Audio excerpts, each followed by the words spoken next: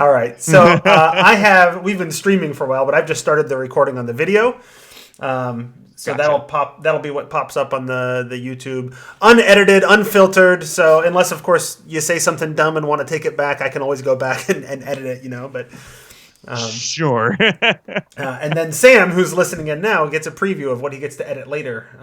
Hopefully for release, There you probably go. next month with the holidays and all that. So Totally, yeah. and So take Sam hitting deer. Did you see that? Sam hitting. Sam hit a deer last night, apparently. Oh no, And, Sam! I'm and sorry. still got a podcast out to this morning. So Oh my god, that is hardcore. Sam, I hope you are okay, Sam. That is very scary and terrifying to hit a deer. yeah, it sounded like on Twitter that he's okay, although the car might need some work. He says he's fine. Right. He's in the chat. He says he's fine. That's good. Car is not fine. Yeah, there you go. Well, I'm glad you are fine, sir. Okay, well, I've started the audio recording now too, so I didn't start that right away because I figured Sam doesn't want to have to edit all that. Sure. So, all right, He doesn't need to relive hitting a deer. right. That's for sure. Shall we jump right into it then? Yes, let's do it. Cool. All right. So I am here now with James Introcaso. You might remember him if you've been listening to the Tome Show for a while. He produced a lot of fantastic content here and probably brought half of our listeners to the show. So he's back. He's promoting a thing that he wrote 17 years ago. Is that about right? It was a while ago. Yeah, I think 20 might have started in 2015 even. Oh, wow. Writing. No, it couldn't be 2015. Maybe it was 2015. Might have started writing this in 2015. Okay. The end of 2015. Yeah. So yeah, it's the Demonplague. It's been a while, and it is one of the very first things that I wrote for 5th edition that someone else published. It is not the first thing that got published, but it is one of the first things I wrote that got published. That makes sense. Things came out of order for you? Is that what happened? Yeah. So the Demonplague is massive. Right. It's over. It's almost 400 pages. I think it's 375 pages. And that's just parts 1 through 4. That doesn't include some of the supplementary stuff that also came out, right? Exactly. And it was a thing that John 4 asked me to work on with him. And it was the first time either of us had done anything this massive. I think I, at the time, had written one other D&D adventure for like another publishing company. And it was a one-shot adventure. So this was something very different, and I think was more work than either of us anticipated. And it took me like a year to write it. It took John like a year to edit it and put all the art assets and everything together. And then we did a Kickstarter, and then yet production had to happen after that too. So it was a long process. So that was the process. John did he give you sort of an outline of what he wanted it to be, and then you wrote it and he edited it, or how did that work? So John does classes. He does online seminars for DMs and for writers and stuff. And the idea for the Demonplague actually came out of one of those that I was not involved in. He sat down and said, if we were going to write an adventure, what's a cool seed? And worked with the group that he was with to come up with the idea of the Luna Valley and the comet and everything like that. And really, the basis of part 1 is what they all came up with. And he had a very detailed outline for part 1. Okay. He did not have anything more than kind of like an ideas for parts 2 through 4. And what he knew was he knew he wanted it to help DMs learn how to DM. And so that's why part 1 is like a more linear adventure. Part 2 becomes a sandbox. Part 3 becomes a hex crawl. And then part 4 is this mega dungeon with all of these factions that need to negotiate. Yeah, right? in my notes here, I said part 1 is Tyranny of Dragons. Part 2 is Storm King's Thunder. Part 3 is Tomb of Annihilation. And part 4 is Dungeon of the Mad Mage or Princes of the Apocalypse. Yeah, I mean, I think that's high praise. But that is definitely what we were Right. going for, and I think running the adventures for a new DM, I actually don't know if that's necessarily the order you should run those Mhm. adventures in if you're learning, but it's not a bad way to go, considering Tyranny of Dragons is very Right. linear, right? And sort of says like, scene one, scene two, scene three, that kind of thing. And so that was the basic idea. I definitely think parts of it got away from us, and it's not an adventure I would necessarily recommend for new DMs Okay. because of that. I mean, I would love to, if there are new DMs who have used it and it's helped them, I think that's great. But if there are, a lot of the reviews I have read have said like, this is a great adventure. Do not try to run this if you're a new Mm. DM. And I do think we probably could have given more hand holding and advice in that regard. Yeah. I mean, So I've seen yeah. I've seen adventures for new DMs, or even some of like the starter set adventures and that kind of stuff, and they throw in a lot of sidebars, especially at the beginning, with like, hey, here's a situation. This is how you'll run it. And you chose not to sort of go that route with this one, right? Right. And the part of the reason for that is, it's funny, like I'm delving into like, oh, all the mistakes we made because I am very proud of the Demon Right. Plague. It was a ton of work. And I love it. And I've run the adventure for friends. I know a lot of other people who are running it and having it a blast. And I am grateful that you are doing a review on it. So all of that said, I think it helps when Mm. designers talk a little bit about like, this is what we thought we were getting into. When John approached me, he said we're going to do a level 1 through 20 adventure. I think it'll be about 20,000 words, and I didn't know any better, so I said that sounds right. Which it's over 10 Oh, times that. sure. That'd be a what, Which, a yeah, thousand words a level?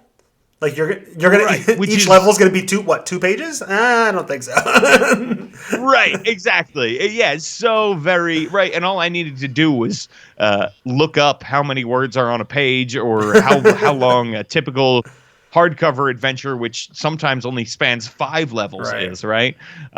So that was eye opening for sure as we got into it. And so I think it was like, well, we're not really gonna have space in the book to put all of the advice we want to put Right. in there. So that's why a lot of that didn't end up in there. Okay. Very good. Yeah. So the goal was to have something for beginning DMs, although it kind of got away from you. What do you mean by it got away from you? Just that it ended up being bigger, so there wasn't room to build into the scaffolding, or was there another way that like the story just went directions you weren't expecting? Yeah, so I think part of it was that it certainly got way bigger than we had outlined. Again, just because we were foolish, and we were willing to put enough hours in to, even after it had ballooned to this enormous size, make sure that it got to print, right?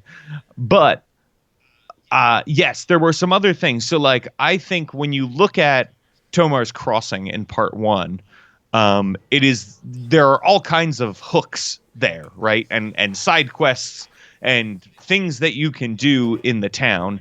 And I that like blew, and that Mm-hmm. was part of John's outline. That was something he had developed. And there are locations that were like totally cut from there because it was like, wow, this is already so big. And I think looking back, right, the intent of that is that you can use those encounters kind of throughout your experience Right. with the Demon Plague. You don't have to use them all in part one, but the way we wrote it, and the challenge rating of a lot of the monsters, it could be done during part one. And I think a lot of DMs say like, well, after part one, all this information on the town is kind of useless because then we go on to discuss what's happening in the town in parts 2 and 3. Mm-hmm. And I think it would have been better if we had spaced out some of those quests and said, okay, now in part 3, here are some other things that are happening. And now Okay. in but I'm super glad it's all in there and it's made Right. it there because people can do that. So I think we got carried away with side quests and with the town of Tomar's Crossing and that kind of thing, because it was fun and we Right. wanted to do those things. So yeah. Well, it's interesting that you talked about all the side quests with the different people in Tomar's Crossing, right? And That was one of the things I really liked about, especially about that chapter, right? Where you get the whole, like, if you go to this person first, this is the kind of thing they say, but if you go in a different order, it might change some of the, there are some people, like, if you go to this person first, they're going to be mad that you went to this person first or whatever, right? But then there's all these individualized sort of side quests that you get from each one, and it kind of reminded me of Dragon Heist if you considered each of those people a faction. Right? They're kind of the factions of Tomar's Crossing. Yes. And so and then I started thinking about it. It's like, well, and James worked on that too, but I don't know like what you did on each product, right? So I was curious how much of what you learned through the Demonplague, spanning all these different types of play, has come back to be like, well, that was a good like beta run. Now I can try it, with the big dogs over here at WotC. Does that happen or? Oh, yeah. I mean, it was, the old 10,000 hours, right? Just writing the Demonplague was a lot of learning how to write an adventure and looking things up. While I was writing it, I would have the WotC books by my side so that I could say, like, okay, so how did they do traps, right? How do they talk about traps? How do they talk about ability checks? How do they talk about these kind of things? And so delving into that and looking at that was one of the things that I think helped secure a job at WotC, because in the time I was writing the Demonplague, I did start to pick up and get other work. And so I was applying those skills to that. Right. Just maintaining this sort of consistent use of language. Exactly. Yeah. And a lot of, and also seeing how it evolves from book to book, right? The things are different in Baldur's Gate. Things are written differently. Things are presented differently than they are in Tyranny of Dragons. And so it's always good to have like the most recent book on your lap so that you can know how have things changed, because sometimes it'll be the tiniest thing. Like, so they stopped using in Baldur's Gate the abbreviations for like alignment. So instead of LE, they write out lawful evil. I didn't even notice that. Yeah, exactly. And so it's tiny things like that that I don't know how much that helps, but every little bit kind of helps when you're working with WotC. And I know that helped because when I sent stuff, so Chris Perkins was looking for writers and he asked me, did I have anything on the DM's Guild to show him? And so I sent him some adventures that I had worked on for before Dragon Heist, and he said, like, one of the things that really impressed me was how well you knew the style. And it was like, oh, okay, that's good to know. Yeah, and the Demonplague is a lot of that. Yeah, great. Yeah, that's perfect. So there's a few things I noticed that I was curious about in terms of the specifics of the adventure. It seemed to me, especially if you leave out like the supplemental stuff, the extra adventures and whatever, it seems to me that it levels pretty fast. And I know you did that with your stream as well, that you were leveling pretty fast, because who was I talking to? Robert. I was talking to Robert Aducci about it last week. So he mentioned that leveling was pretty fast through this for when you ran it on your stream, right? So I'm curious if that was intentional, or if you expected DMs to sort of start padding things out and adding more, or what was your thinking in terms of the fast leveling? So in the stream, I should say, we leveled even faster than you do in the book, because there's a lot of dungeon crawling in the book. I love dungeon crawls as a player. I don't know that they're necessarily super entertaining on stream to do over and over again. And I knew the adventure was going to end with a giant dungeon crawl, so I didn't want to spend too much time there. But yeah, it does level fast, and it levels fast because those are the kinds of games that John and I like to play. So we talked about that, and we also thought it's a level 1 through 20 adventure. If people level fast, they might actually play the whole thing, as opposed to like playing for a year and then being like, oh, all this other cool stuff has come out. Let's drop the Demonplague for a while. And so that was the other impetus for that, was we knew it's already a long adventure. It's already a big book. This would help people get through it faster. And then we knew there would be supplemental material to help pad out the adventure. Like the hex crawl, you could take as long as you want. The sandbox, you could force everybody players to go to every location instead of just the ones they need to go to get the items they need, right? You could pad out the hex scroll and have it go a long time, but I certainly wouldn't like that style of play, right? Because there's not a lot of story; it's a lot of random stuff, and that's not fun to me. But yeah, exactly, and that's the other thing, right? I think, especially at high levels, my games tend to go faster at higher level because the mechanics of everything are just so much deeper. And somebody even mentioned that it was weird to put the hex crawl that late into the campaign because a lot of the challenges that a hex crawl presents can be fixed pretty quickly through magic at high levels. So yeah, I don't remember who said that in the review, but I remember somebody brought that up. Yeah, and I think that's a great point. I think again, part of it was like this was how we had mapped the story to teach DMs, and it makes sense to bring a hex crawl before a sandbox. But it's true, right? You can just crack open some of your divination spells, find what you need to find, and then teleport over there. Or worst case scenario, fly. You can hit multiple hexes real fast, and So yep. You also the story revolves around an imprisoned plague demon who is being freed through the efforts of a comet demon. Those are not demon types until I saw the Demonplague, unless I'm mistaken, right? So tell me about plague demons and comet demons and what they are and why I don't have more information about them since you invented whole new types of demons.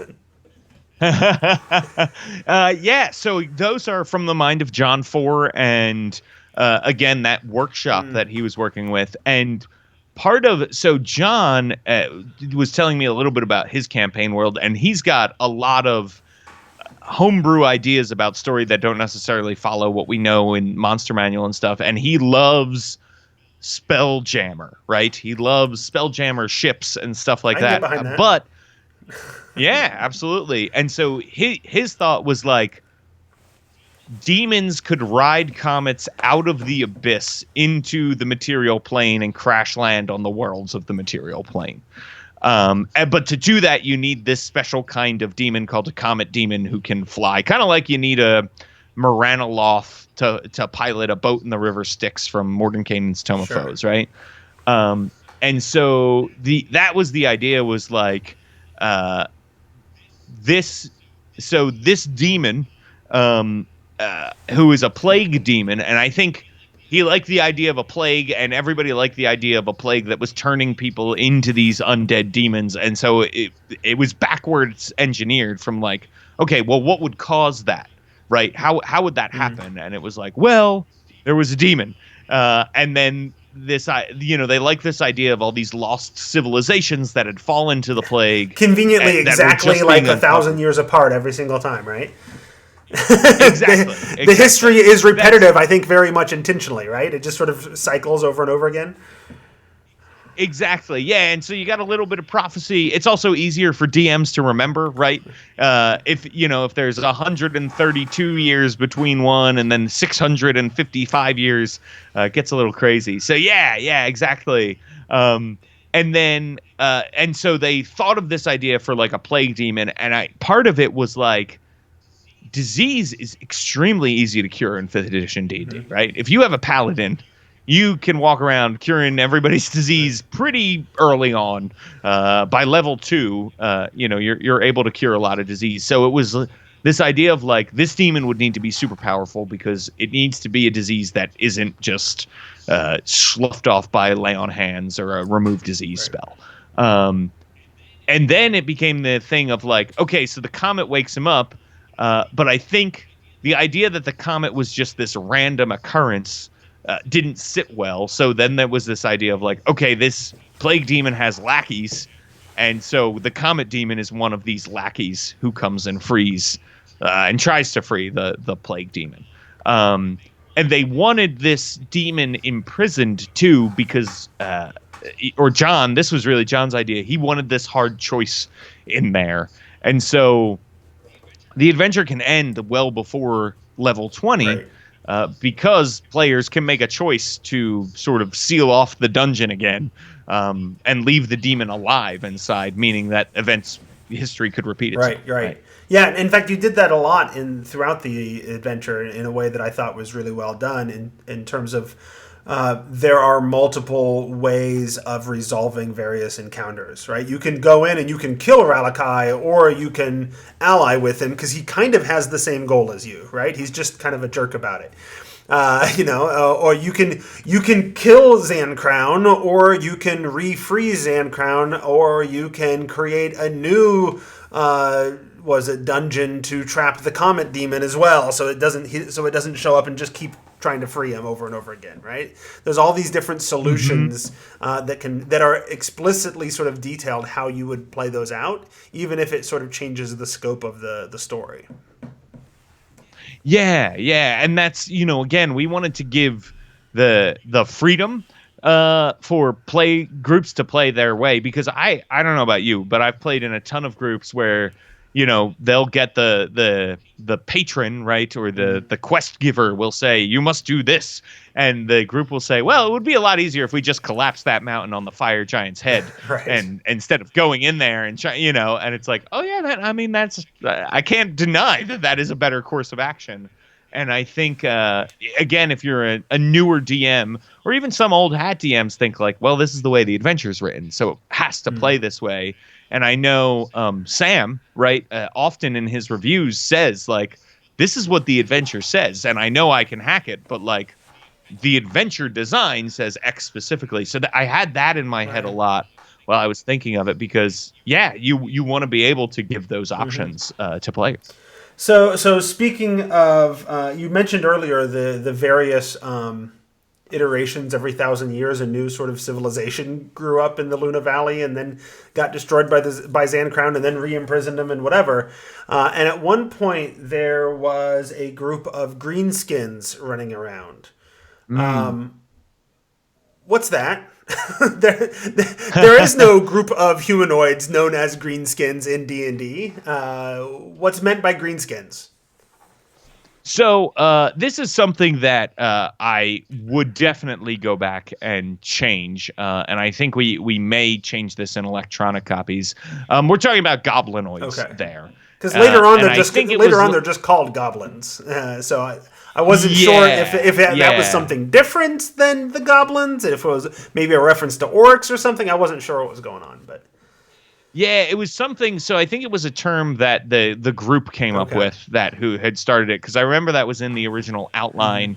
But it was something that it should have been like, this is it's. I think it's problematic to point out skin color, even if that Sure. skin color is something that doesn't occur in the real world. And so yeah, that's one of the things we mean goblinoids Okay. there, and it was sort of a catch-all term, which doesn't even work because They're not green. hobgoblins and bugbears and goblins, they're not green, so it's not even that good of a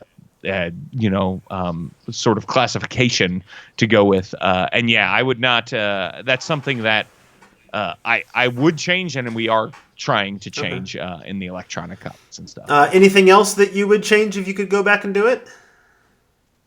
Yeah, I so some of the reviews have pointed this out, and these are things that I kind of know about them. I think I so I, as a white guy, um did not know a lot about like how to accomplish racial representation in games, right? It feels weird to me, because you're not supposed to do this in like polite company or anything like that. Point out a skin color of Right. someone. But in doing research and thinking about it now, and writing other things, I know that like the best way to get racial diversity in your product is to talk about everybody's skin color, Right.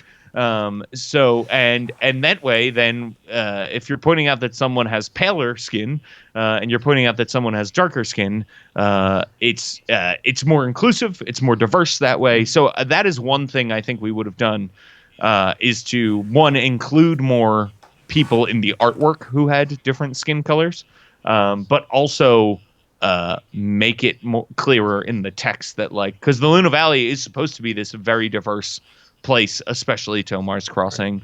And I think someone also pointed out, one of the reviews pointed out, as far as kind of our gender lines go, there are definitely women in the adventure, but there aren't as many as maybe we could have put in the adventure.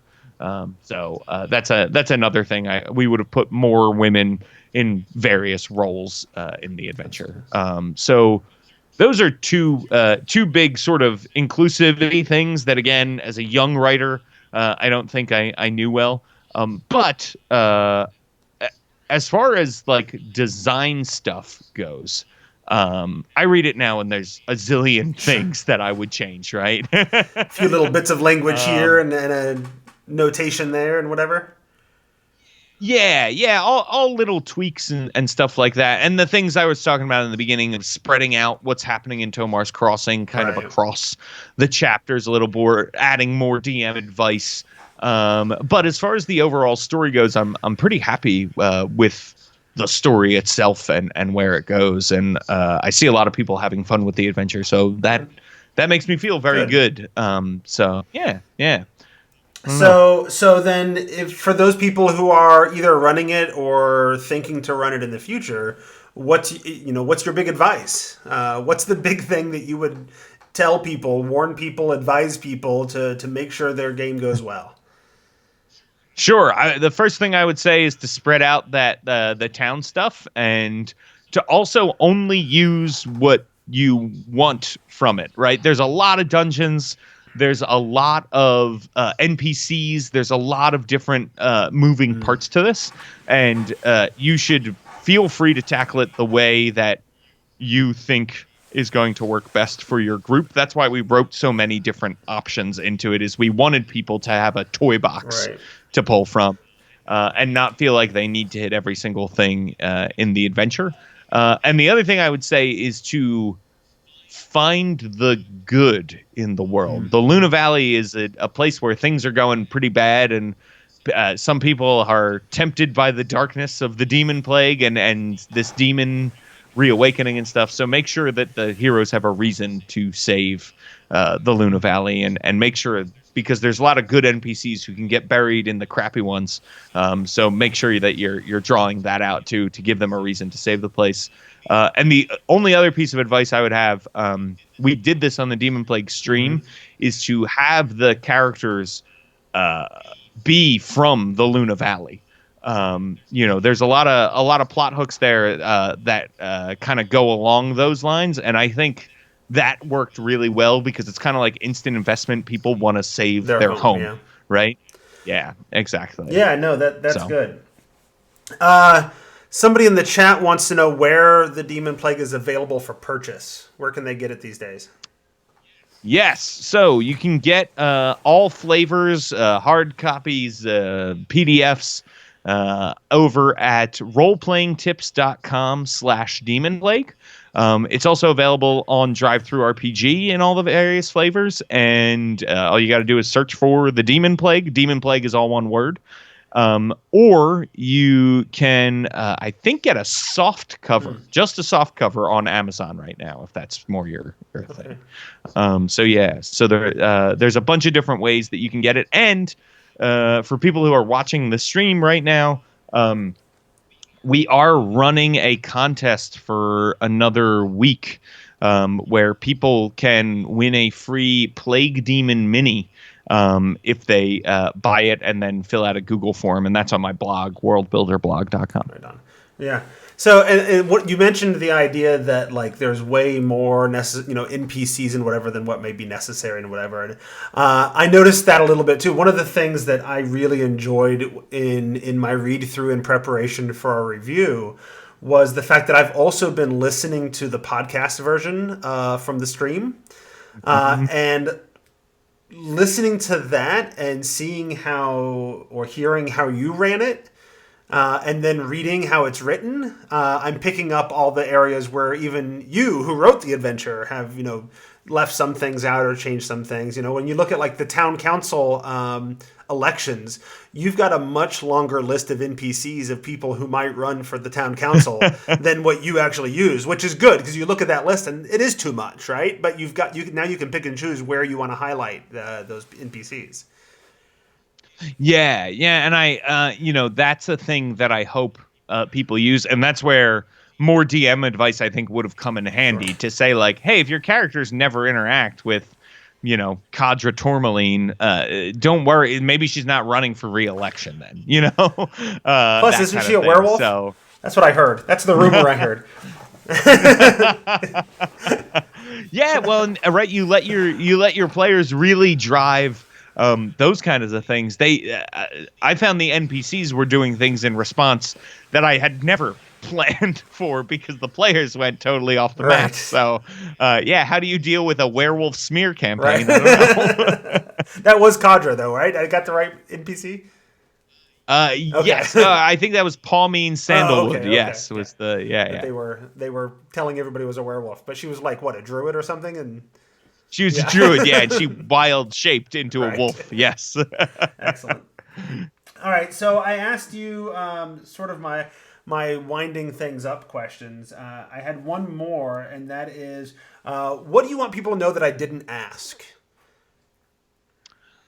So I think, we covered quite a bit. I think the big thing is there's a lot you can use in the Demonplague that is easy to pull out. So the dungeons are all easy to pull out and drop in somewhere if you need to, and there's a lot of little bits and story to each dungeon that are kind of flavorful. The random tables that are part of part 3 are really fun if you need to like build an encounter on the fly. I use it all the time for those kind of things. And Tomar's Crossing is also kind of a great thing to drop into place. So I think it's a good purchase for those reasons too, that it is a book you can easily take apart if you want to. So that would be the big thing that I would stress is to check it out. And it really is, like I said, it's some of my early work. We've definitely talked about some of the blemishes that it has, but overall, I am super proud of it. So please check it out. Absolutely. I find even more than the idea of just taking pieces out of it, I find that there's a lot of inspiration. Like there's a lot of like especially between this listening to your running of it and then also reading through it. There's lots of little moments where it's like, oh, that's, running a town council election or whatever where the PCs can get involved and they're asking, go out and do this quest, but come back and tell everybody it was me, or the what is it? The one town councilor who's blackmailing all the others, but then also has his own sort of secret, or the Ralakai situation where he actually wants to do the same thing and doing it the evil ways kind of run its course for him anyway. So he's completely